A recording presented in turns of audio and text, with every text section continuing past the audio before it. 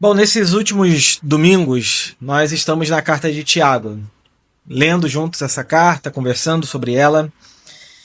E no domingo passado a gente falou sobre a ira, né? A raiva. Como é que vocês passaram a semana? Calmos? Tendo que lidar com a raiva, com a ira. Mas a carta de Tiago, ela tem assuntos muito desafiadores pra gente, como é o assunto que a gente vai conversar hoje.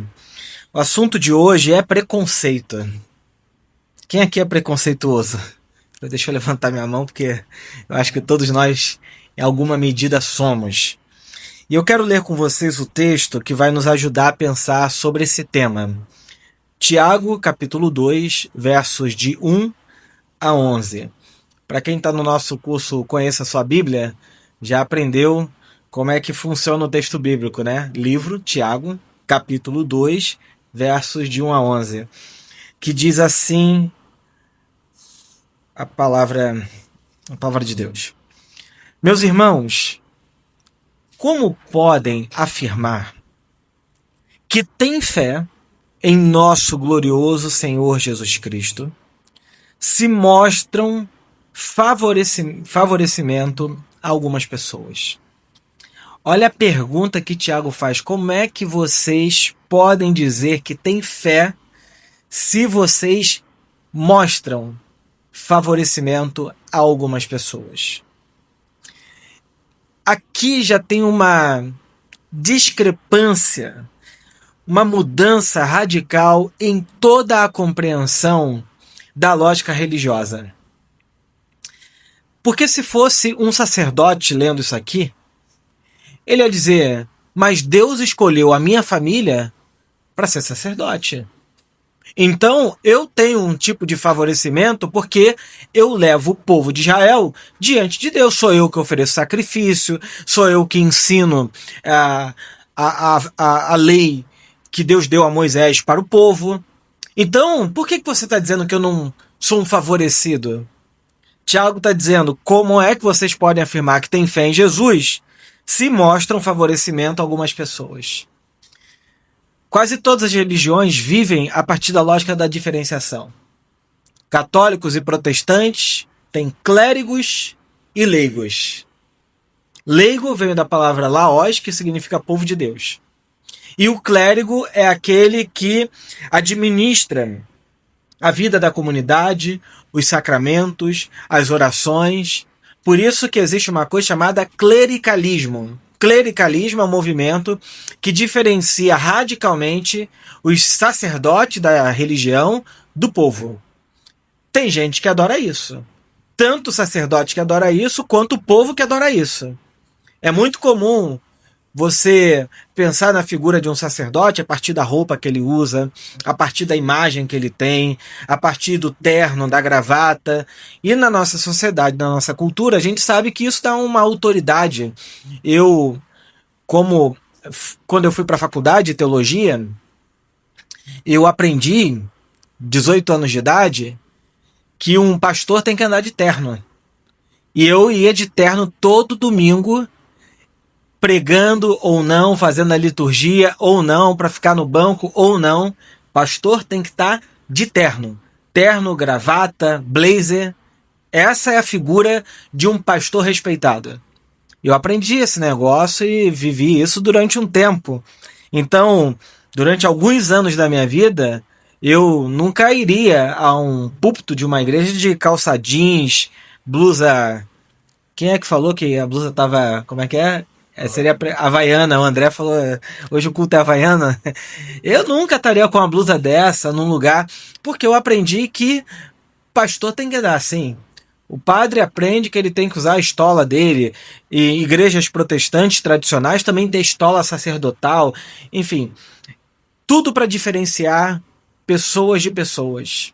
A religião criada depois de Constantino, ela visa a diferenciação como um critério para mostrar quem é quem na igreja. Então eu fui aprendendo e fui me desfazendo dessas coisas todas, entendendo que Jesus andava por meio do povo e tinha gente que nem sabia quem ele era porque não havia diferenciação clara. Quando vão prender ele, não sabe quem era Jesus, quem era Pedro, as pessoas ficam meio um pouco confusas, porque esse tipo de favorecimento, esse tipo de diferenciação só prejudica a lógica do evangelho. E Tiago diz: se, por exemplo, alguém chegar a uma de suas reuniões vestido com roupas elegantes e usando joias caras, e também entrar um pobre com roupas sujas, e vocês derem atenção ao que está bem vestido, dizendo: ó, senta aqui na frente, ocupa esse primeiro lugar, ocupa o lugar de destaque. Tiago está dizendo: mas disseram ao pobre: fique em pé ali, sentado ali no chão, lá no fundo. Essa discriminação não mostrará que agem como juízes guiados por motivos perversos? Se Tiago está escrevendo isso, você acha que o que acontecia na igreja? Entrava o casal com roupa da Prada, Louis Vuitton, tênis de luxo, perfume caro, relógio Rolex no pulso, ou essas marcas que vocês conhecem, talvez eu nem conheça tanta, Yves Saint Laurent, as coisas assim chique, cara. E aí todo mundo na igreja falava: oi, tudo bem? Seja bem-vindo, senta aqui na frente, qual é o seu nome?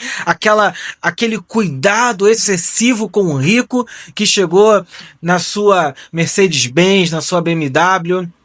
E chega uma pessoa com roupa humilde, simples, mais empobrecido na comunidade, e as pessoas nem falam, ou não se importam, ou não dão bom dia, ou simplesmente tratam de uma maneira diferente. Eu já trabalhei igreja pobre e igreja rica. Eu já trabalhei na Baixada Fluminense, já trabalhei em lugar que tinha muita gente rica. Eu conheço os dois lados. A comunidade que eu trabalhei em São Paulo era uma igreja de gente muito rica. Em Niterói também. Em Botafogo também. Não muito rico, mas assim, tinha algumas pessoas que tinham mais dinheiro e outras pessoas mais empobrecidas. Já trabalhei na Baixada do Rio de Janeiro durante 4 anos. Enquanto estava em São Paulo, trabalhava em 2 igrejas, na Igreja Rica e na favela, no Tamarutaca, lá em Santo André. Então eu conheço as duas realidades e sei como é que funciona esse sistema. Eu não estou falando de uma coisa que eu ouvi falar. Eu estou falando de uma coisa que eu sei como é que funciona na prática. Chega a pessoa bem vestida, como eu já vi, todo mundo se reúne ao redor dela, faz todo um favorecimento, dizendo: essa pessoa tem que virar membro da nossa igreja, não podemos deixar escapar. Ao mesmo tempo, eu já tive igreja que tinha segurança, e quando entrava uma pessoa com uma roupa humilde, segurança colava do lado, não eram os membros, porque todo mundo ficava com medo daquela pessoa. Então eu sei do que eu estou falando, desse tipo de favorecimento. Eu sei que o que Tiago está dizendo aqui não é uma coisa que acontecia há 2000 anos atrás. Isso acontece na igreja hoje e com muita frequência. Tiago está dizendo: essa discriminação não mostrará que agem como juízes guiados por motivos perversos? Tiago está dizendo que o problema da perversidade que a gente vê na sociedade está dentro da igreja. Faz parte da gente, do nosso olhar, da maneira como a gente pensa. E Tiago diz: ouçam, meus amados irmãos. Não foi Deus quem escolheu os pobres deste mundo para serem ricos na fé? Não são eles os herdeiros do reino prometido àqueles que o amam?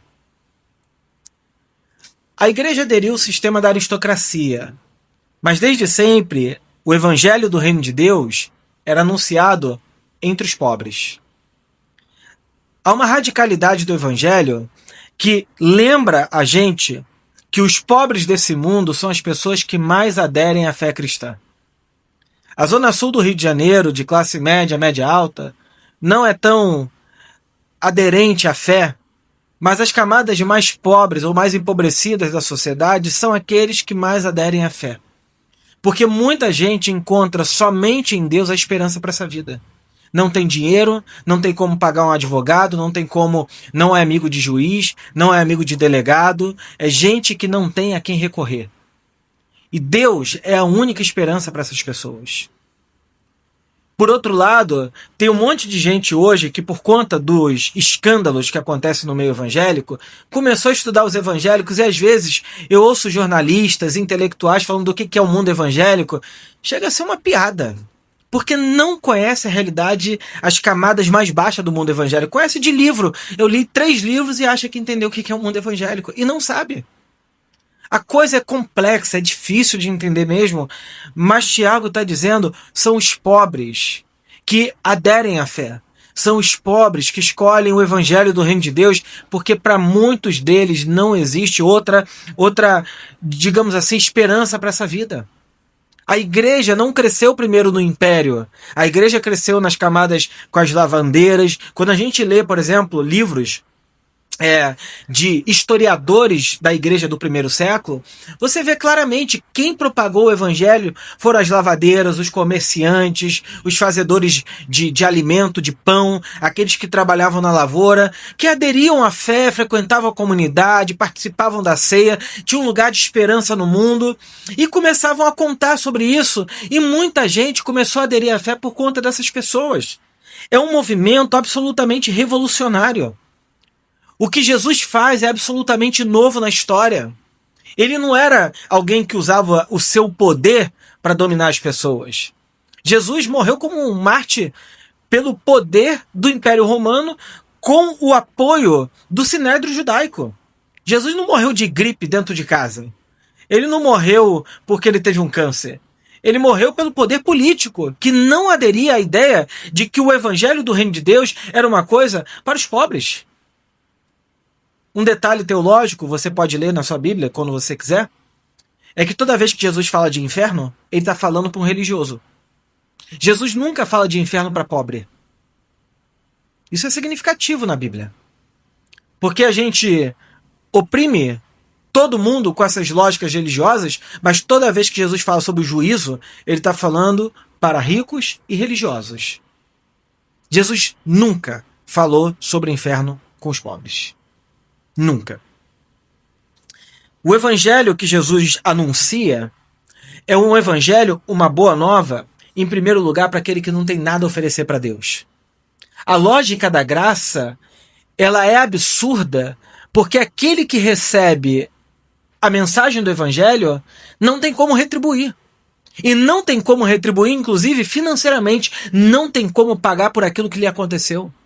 Enquanto para os ricos, como Nicodemos, que chega para Jesus e fala, como é que a gente vê o reino de Deus?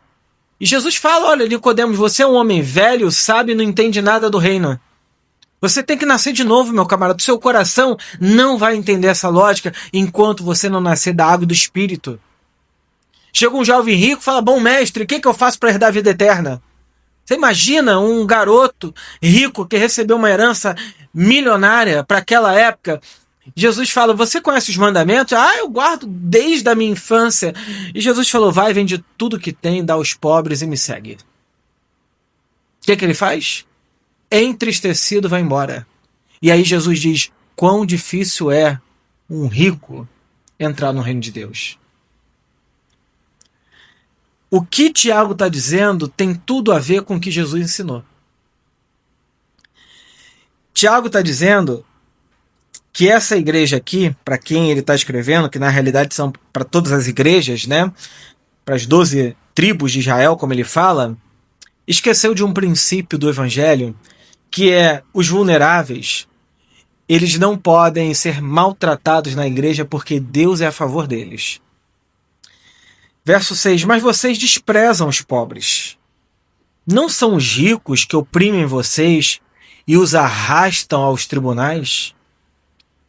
Tem um banco famoso no Rio de Janeiro agora que está arrastando todo mundo para tribunal, que tem de pastor indo junto, que era ligado, recebia milhões de reais desse banco. É uma coisa impressionante. Não são eles que o difamam aquele cujo nome honroso vocês carregam? Sem dúvida, vocês fazem bem quando obedecem à lei do reino conforme diz as Escrituras. Ame o seu próximo como a si mesmo. Mas se mostram favorecimento a algumas pessoas, cometem pecado e são culpados de transgredir a lei. Em última instância, o que Tiago está dizendo é que a prática do favorecimento do preconceito é pecado. A gente se esquece de que o evangelho é um evangelho para a vida. E que o evangelho não aceita nenhum tipo de favoritismo. O evangelho não aceita nenhum tipo de preconceito. Se tem alguém que foi assim disruptivo na sua época, foi Jesus. Que diante de uma mulher adúltera produziu salvação. Que diante de pecadores ele se sentava à mesa, coisa que ninguém fazia. Isso é muito disruptivo, gente. Isso é muito contrassensual para um povo, para uma religião que vive a partir de uma lógica de pureza e diferenciação. A pureza, ela não é desejável só porque me mantém mais perto de Deus. A pureza do religioso, ela é desejável porque me diferencia e me deixa superior ao outro. Quantas pessoas, em nome dessa pureza perversa, em nome de Deus, vai se diferenciando de todo mundo para se achar melhor do que todo mundo? Se coloca no lugar de juiz do universo, dizendo: você é um pecador, você vai para o inferno. Você olha para a rede social, gente crente humilhando o outro publicamente, dizendo que faz isso em nome de Deus. Então hoje a gente precisa conversar de preconceito. Porque não tem como falar de evangelho sem tratar desse assunto. E aí eu queria fazer uma pergunta, não retórica, mas uma pergunta que é: como que você definiria a palavra preconceito? Pode ser em uma frase, em uma palavra. Preconceito é o que para você?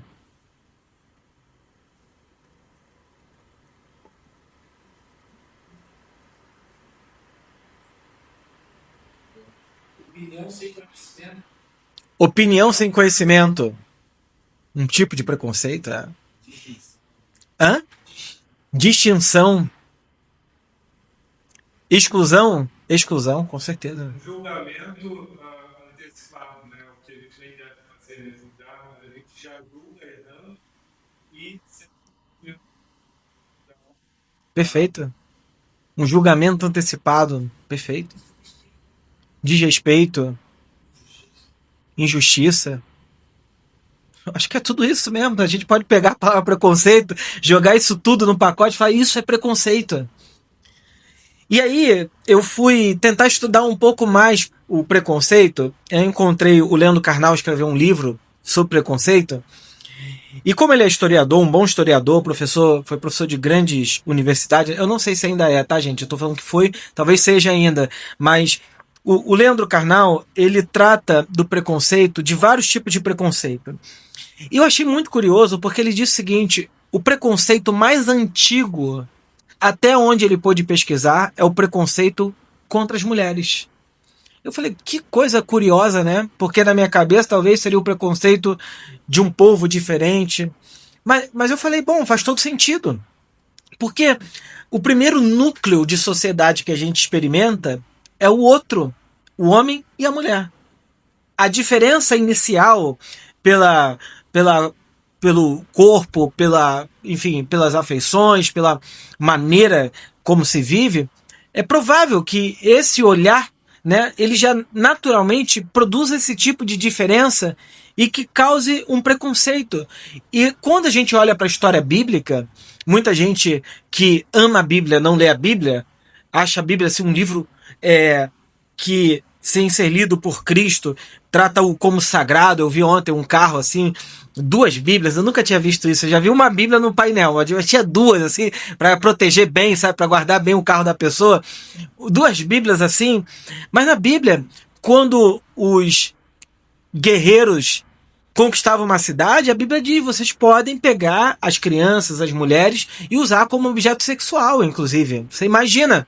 Mas isso está no texto, mas não cabe em Cristo, mas está no texto. O que eu quero dizer é que existem muitas formas de preconceito. Se a gente pudesse colocar assim várias portas aqui, e cada porta é um tipo de preconceito, o Leandro Carnal, ele diz que existe o preconceito contra as mulheres, que é o mais antigo, o mais forte na sociedade humana, da raça humana. O segundo é o preconceito de raça, que é o preconceito que sempre diferenciou povos e povos. Então, quando os romanos conquistam um território, eles chamam esse território conquistado de bárbaros, certo? Porque para me diferenciar, para ser melhor, eu preciso dizer que ele é um bárbaro e eu sou um civilizado. A ideia do civil, a ideia de alguém civilizado, vem exatamente daí, né? O Norbert Elias, que é um sociólogo muito interessante, ele fala como é que o processo de socialização da humanidade acontece pela diferenciação. Então, é muito curioso que ele fala que até pouco tempo atrás, quando alguém se sentava à mesa para comer, comia com a mão, soltava pum na frente de todo mundo. E o processo de socialização foi colocando limites para esse tipo de coisa. Eu acho que hoje, como alguém que vive nesse presente, eu acho assim, tudo bem, ótimo, graças a Deus que isso aconteceu. Mas até pouco tempo atrás não era assim que as coisas funcionavam, né? Então, existe preconceito de raça. E aí no século XIX ficou mais forte uma coisa para defender o racismo, que existem a raça negra e a raça dos brancos. E a raça dos brancos é superior aos negros, que é o racismo moderno como a gente conhece, né? Então, essa diferenciação pela cor da pele é recente do ponto de vista da história humana. Os romanos, os escravizados romanos eram escravizados de guerra. Então não necessariamente a ver com a cor da pele, mas isso começa a ser defendido no século XIX, e aí muita gente que defendia a ciência começou a dizer o quê? Não, mas os brancos são superiores porque eles são mais inteligentes, porque o cérebro deles é mais desenvolvido, porque isso, porque isso, porque isso, porque isso. Quer dizer, por meio de um artifício científico, se defendia a superioridade dos brancos em relação aos negros. E, obviamente, brancos aqui são os brancos europeus em relação aos negros africanos. E a gente sabe o que aconteceu na história, né? A escravidão no Brasil, uma série de escravidões produzida por essas sociedades europeias. Então, a gente chega hoje num museu e acha muito incrível a preservação dos museus, mas boa parte dos museus produzido por muita violência, muita extorsão de riqueza, de patrimônio, de um outro povo, e a gente olha para aquilo como um templo sagrado. Mas, por um lado, realmente é interessante, e por outro lado, aquilo é muito complicado, né? Então, o preconceito de raça, o preconceito no que diz respeito à sexualidade. Para vocês terem uma ideia, a homossexualidade, ela durante muito tempo foi tratada como doença. Até 1990, no CID, que é o Conselho Internacional de Doenças, a homossexualidade, a pessoa homossexual, era tratada como uma pessoa doente. E aí você vai dizer, nossa, mas poxa, 1990 já tem alguns anos. Pois é, mas só foi em 2022 que saiu do CID, que é esse Código Internacional de Doenças, que foi retirada a ideia de que essa prática causava transtornos mentais, transtornos emocionais. O que eu estou dizendo é que é muito pouco tempo da história. E eu estou falando que tinha gente pegando o CID falando assim, é científico. O problema daquilo que é científico, que muita gente hoje gosta de defender, é que a nossa ciência ela não é produzida num lugar estéril e etéreo. Ela é produzida na cultura, ela é produzida na sociedade, assim como na psicanálise. Que muita gente fala, eu só estou escutando o paciente, mas muito dessa escuta era filtrada de preconceito, de racismo. Não é à toa que até pouco tempo você olha para a psicanálise, todos os psicanalistas são brancos. Até pouco tempo. Então o tipo de preconceito com essa comunidade, né, LGBTQIA+, ela é praticada tranquilamente e com força de violência, com força de ideias mais científicas. Isso é um absurdo, né? Isso é um absurdo. A violência do corpo, por exemplo, o preconceito com o corpo, a ideia de que corpo magro é melhor, é mais importante, é mais tudo do que um corpo gordo ou um outro tipo de corpo. Aí a gente vê na sociedade cada vez mais um emagrecimento em termos quase absolutos e achando que esse é o ideal de corpo humano. E a gente sabe que isso é só cultura e é história. Se você volta 200 anos no mesmo Brasil, um corpo ideal não tinha nada a ver com esse. Um corpo ideal, por exemplo, dos homens, era um corpo mais gordo, porque dava a ideia de que ele tinha dinheiro para comer, certo? E na nossa sociedade, o ideal é de um corpo extremamente magro. E aí no livro do Michel Conforado, que eu sei que algumas pessoas compraram para ler, né, Coisa de Rico, ele fala sobre isso, né? Como que o corpo é um objeto de valor para diferenciar pessoas de pessoas. E isso, inclusive, a gente falando de preconceito, eu já ouvi na igreja. Eu não vou colocar uma pessoa na liderança gorda, porque que imagem vai passar para a igreja? É uma pessoa que não se cuida, é uma pessoa... Quer dizer, esses estereótipos, eles não ficam só na cabeça da pessoa. Eles criam sociedade e criam cultura. Você olha, por exemplo, para algumas empresas que não têm política de diversidade, que não têm políticas afirmativas, e você vai ver que nessas empresas só se contratam pessoas brancas, e metade do Brasil são de negros e pardos. O que eu estou dizendo aqui é uma coisa muito desafiadora para a nossa cabeça, e a gente tem que pensar nisso como igreja. Um outro tipo de preconceito é com a linguagem. Ah, fulano fala errado. A linguagem que ele usa não é a linguagem do português. Quer dizer, a lógica de que o conhecimento intelectual produz pessoas melhores, né? Mas quantos intelectuais arrogantes a gente não conhece? Quanta gente que lê muito, mas na vida prática é uma pessoa extremamente arrogante com o outro e coloca a sua intelectualidade acima de tudo. Então, para trazer uma ilustração sobre como que o preconceito é complexo, eu pensei numa historinha. Vamos ver se funciona. Você imagina um jovem com os seus 26 anos de idade, ele pega uma Bíblia para ir para a igreja e vai arrumado, como um típico evangélico hoje. Bíblia debaixo do braço, pega o metrô na Zona Sul e vai para a igreja. As pessoas que estão sentadas no metrô olham para esse jovem com um olhar de preconceito, dizendo: ah, ali o evangélico, com essa Bíblia enorme na mão. Ao mesmo tempo, as pessoas que praticam o preconceito com esse jovem, dizendo que é um evangélico, coitado, ignorante, burro, porque é evangélico. Esse jovem evangélico, ele, no mesmo metrô, olha para um casal gay se beijando e diz: olha, isso vai para o inferno. Esse mesmo evangélico que olha para o casal gay no metrô, dizendo vai para o inferno, ele sai daquilo ali, desce da estação, e encontra uma família de judeus indo para a sinagoga e diz: que gente incrível. Olha, eles são os verdadeiros israelitas, o povo de Deus. Meu sonho é um dia ir para Israel. Mas ao dobrar a esquina da sua igreja, ele encontra uma família fazendo uma oferenda para sua entidade de matriz africana, uma religião de matriz africana, e ele diz: está repreendido em nome de Jesus. Sofre preconceito, pratica o preconceito, é uma dinâmica complexa esse negócio. Esse jovem sai da igreja, 10h30 da noite, metrô fechando, ele resolve ir de ônibus, vai correndo pro ônibus, mas como é um jovem negro, a polícia olha para ele e diz: deve ter feito alguma coisa, acende a sirene e vai atrás daquele jovem. Prende aquele jovem, faz uma revista das mais humilhantes, e esse jovem, que foi vítima de preconceito no mesmo dia, praticou preconceito do outro lado, saindo da igreja é vítima de preconceito de novo.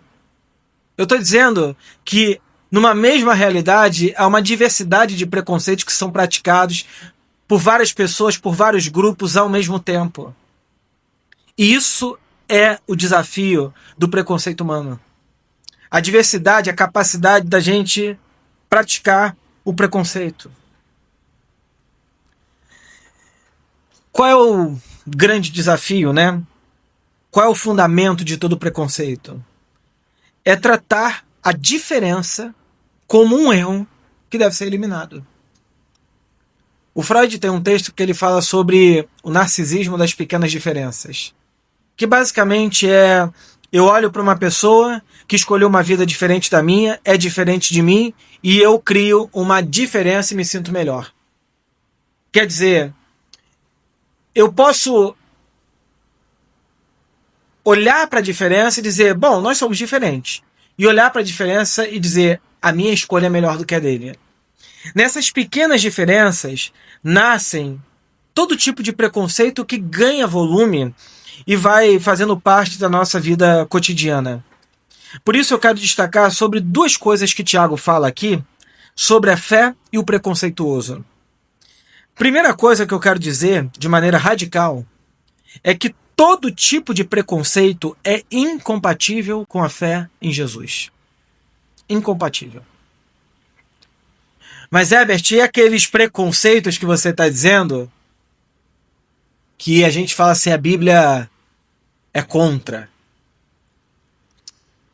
Olha, tem casado que tem preconceito com um divorciado. E tem igreja que não aceita o divórcio. Se eu trato a diferença como um valor, e eu me sinto melhor por aquele valor, eu posso dizer que na minha igreja, pessoas divorciadas são aqueles que, como o Tiago diz, tem que sentar lá no fundo. Ó. Os bem casados, por favor, sentem na frente. Entende como o preconceito, na prática, ele cria a galera do fundo e a galera da frente? As diferenciações. Quem é rico, por favor, senta aqui, porque na hora do culto, na hora que a câmera passar, vai pegar você lá no culto da minha igreja.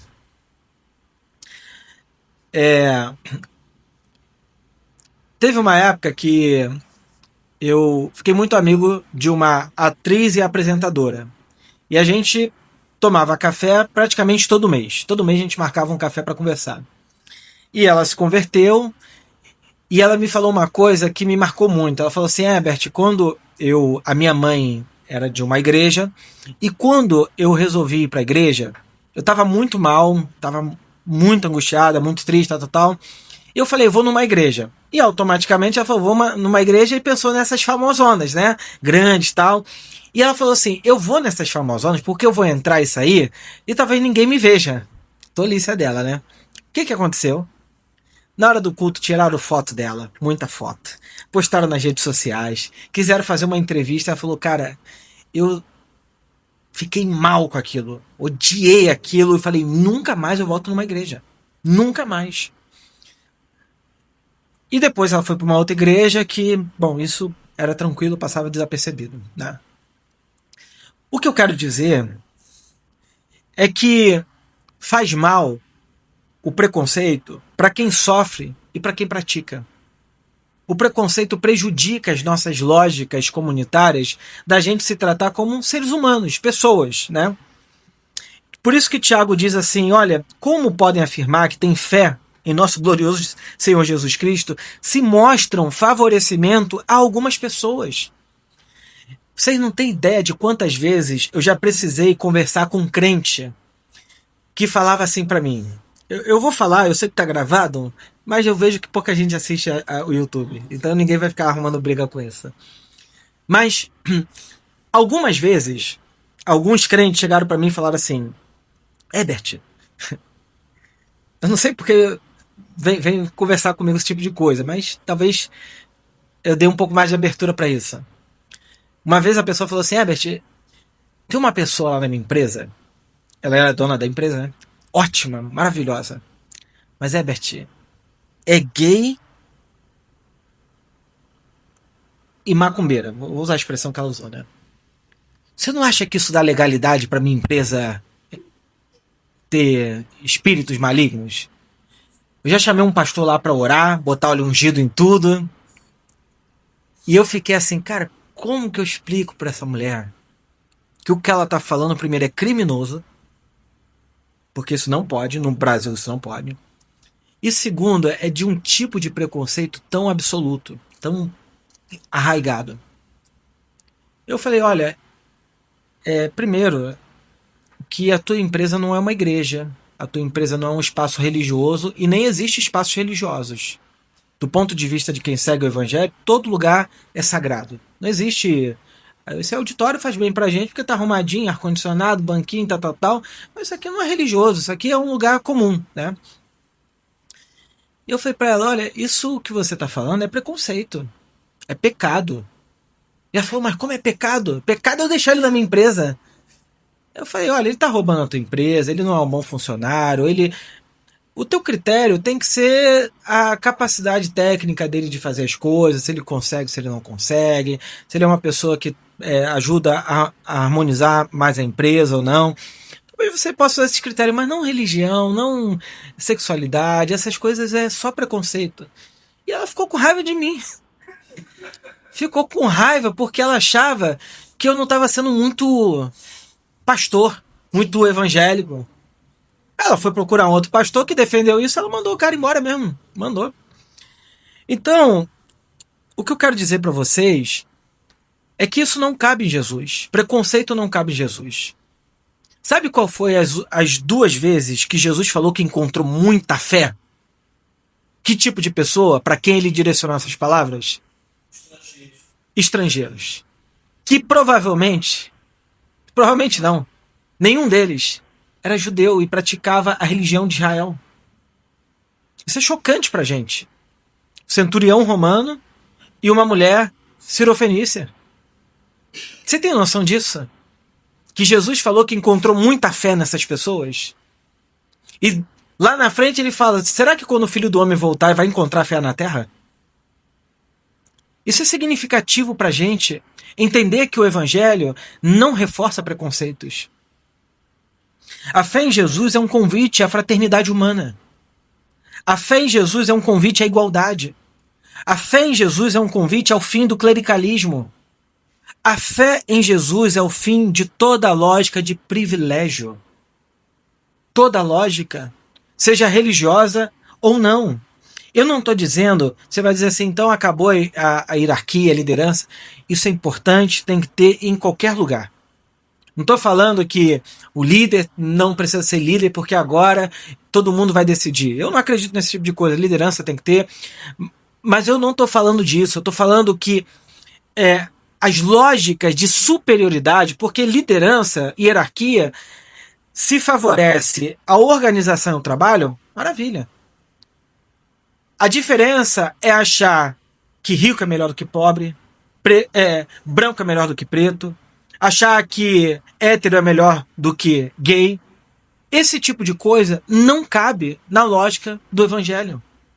Que evangélico é melhor do que católico, porque tinha essa briga até pouco tempo atrás. Católico é melhor do que evangélico. Cristãos são melhores do que religiões de matriz africana, do que... E por aí vai. A gente vai se estruturando a partir da diferenciação e se achando melhor do que as pessoas. O que Tiago está dizendo é que isso não deve acontecer. Tiago fala, como podem ter fé se vocês têm favoritismo no meio de vocês? O preconceito apaga a escolha de Deus pelos pobres, pelos fracos desse mundo. E isso seja quem for, os vulneráveis desse mundo. Por isso que Tiago diz que Deus escolheu os pobres desse mundo para serem ricos na fé. Bom, se a primeira coisa é que o preconceito é incompatível com a fé, a segunda coisa é que o nosso preconceito revela a nossa falta de amor. E toda falta de amor é pecado. Tiago diz, sem dúvidas, vocês fazem bem quando obedecem à lei do reino, conforme dizem as Escrituras. Ame o seu próximo como a si mesmo. Mas se mostram favoritismo, algumas pessoas cometem pecados e são culpados de transgredir a lei. Toda ausência de amor é pecado. Seja como for. Deus só habita no meio de relações amorosas. O discípulo de Jesus foi convocado pelo Senhor para amar. O problema é que do século XVI para frente surgiu a ideia de que o cristão é aquele que defende a verdade. A verdade se tornou superior ao amor. E quem defende a verdade sem amor peca. A verdade sem amor é pecado. O amor apaga uma multidão de pecados. Só quem ama, como diz Carlos Drummond de Andrade, ouviu o apelo da eternidade. Jesus falou que nós seríamos reconhecidos como seus discípulos. Enquete: A. Se nós cantássemos bons louvores. B. Se nós lêssemos a Bíblia todinha, todo ano. C. Se nós fizéssemos grupo nas casas. D. Se nós fizéssemos tudo bonitinho, correto e não cometêssemos nenhum pecado. E, tô em qual letra? D. E. Se nós... sei lá, inventa outra coisa aí. Nenhuma das alternativas anteriores. Jesus falou que nós seríamos reconhecidos como seus discípulos se nós amássemos uns aos outros. Amássemos uns aos outros. Qual é o maior mandamento? Vocês lembram? Amar Deus sobre todas as coisas e ao nosso próximo como a nós mesmos. Isso gera uma confusão na cabeça das pessoas, porque a gente estava até conversando na Casa Viva de Quinta, né? Que tem gente que fala assim, não, mas Herbert, calma aí. E Deus? A gente não tem que adorar a Deus, a gente não tem que honrar a Deus. Eu falei, a gente honra a Deus, adora a Deus, sendo amoroso com o próximo. Porque tem gente que pensa que a igreja serve para criar uma atmosfera sobrenatural, e nessa atmosfera sobrenatural a gente vai honrar os céus, né? E aí fazem grandes encontros de adoração aos céus, todo mundo arrebatado no chão, todo mundo caído no chão, e sai daquele lugar tomado de preconceito e de ódio. Não serve de nada. Honrar a Deus é amar o próximo. Quem diz que ama a Deus e não ama o seu próximo que está diante de você, João diz, é mentiroso. Quer saber se alguém é mentiroso? É só saber se ele ama o próximo dele ou não. Então, minha gente, toda lógica de favorecimento, toda lógica de diferenciação em o que me torna melhor do que a pessoa é pecado. Tiago está revelando o interior da maior parte das igrejas evangélicas e da maior parte das religiões do mundo. A família rica é importante? Numa igreja tradicional, se a família tem grana, ela tem importância, tem prestígio, o pastor principal faz o casamento de todos os filhos daquela família, ele vai aos velórios daquela família, ele frequenta os aniversários. Se o irmãozinho é humilde, não tem muitas condições, e a filha, o filho vai casar, manda o seminarista. É assim que funciona. Eu sei que é assim que funciona, não estou inventando, eu sei que é assim que funciona.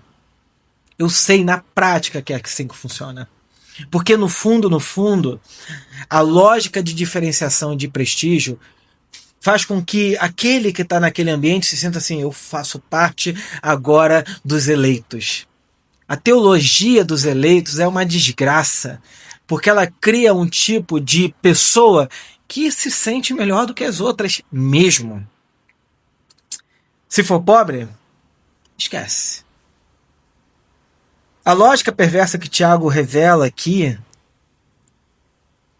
é a lógica que faz com que pessoas, em nome de Deus, vão à rua levar comida ao necessitado e dentro da sua casa humilha a empregada. Dentro da sua empresa humilha os funcionários, a secretária, os amigos. Eu dou comida para o pobre, mas eu preciso manter o meu status de alguém muito importante e poderoso. O que eu faço? Eu vou humilhando todo mundo que está ao meu redor. Não se esqueçam da lei do reino de Deus. Não se esqueçam da lei do reino de Deus. A lei do reino de Deus é ame o seu próximo como a si mesmo. Mas se mostram favorecimento, algumas pessoas cometem pecado e são culpados de transgredir a lei.